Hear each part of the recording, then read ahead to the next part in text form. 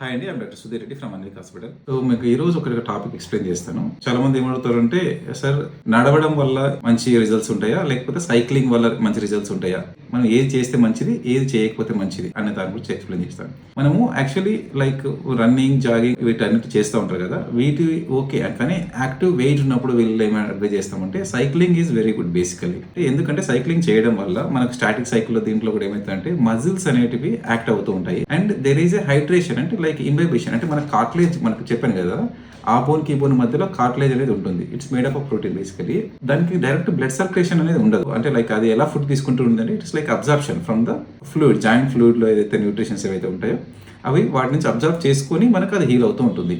మనకు స్టాండింగ్లో, వాకింగ్లో ఏమవుతుంటుంది అంటే direct bone మీద బోన్ ప్రెషర్ పడుతూ ఉంటుంది కదా, దానివల్ల మనకు జాయింట్ పెయిన్ ఉంటుంది బేసికలీ. సో దానివల్ల మీకు చేయడం అనేది కొంచెం ఇబ్బంది అనేది ఉంటుంది. ఈ సైక్లింగ్ చేసేటప్పుడు ఏంటంటే there will be a moment, cyclical moment ఉంటుంది. ఆ టైంలో అబ్జర్ప్షన్ అనేది ఇంక్రీజ్ అవుతూ ఉంటుంది.